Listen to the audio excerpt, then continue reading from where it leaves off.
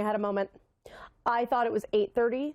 It's 7:30. So the blizzard warnings aren't done yet. They're going to be done at 7 o'clock Central Time, which is 8 o'clock Eastern Time. I thought it was already 8:30. I looked at the clock and I was like, that's a real bummer. All right, not that I don't love being here all morning, but your girl's tired and she could use a nap. Clearly, considering I misjudged the blizzard warnings. All right, here we go.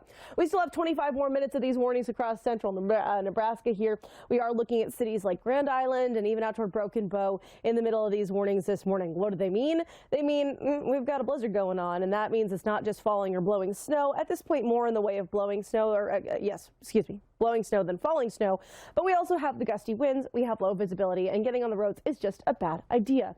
How much snow have we had? Well, some of the higher numbers looking like 14 point snow. You can see the heavy rain here going down from Cleveland back out toward Lexington. Louisville woke up to a wet rain this morning. Yeah, that makes sense, Kristina. I really could use that second cup of coffee now. But look, we have problems behind the band of rain as we look toward the Great Lakes. Now, in terms of the temperature today, you can see a huge difference before and behind the front.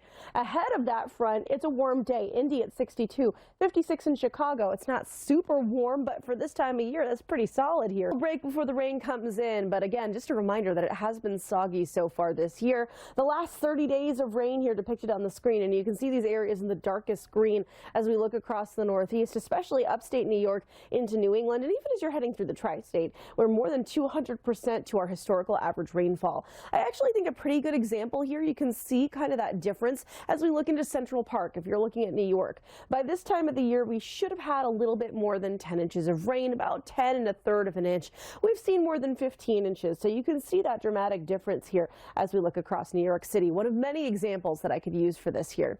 Now today, again, a little bit soggy for some of our Northeast cities. Boston, you have a flow coming off the ocean with low pressure not too far off in the Atlantic, and that's going to bring some rain back into the picture. It's going to keep things pretty cloudy along the New England coast as well. New York, Philadelphia, we keep some clouds around. Washington, D.C., a little bit further south, life's pretty good today.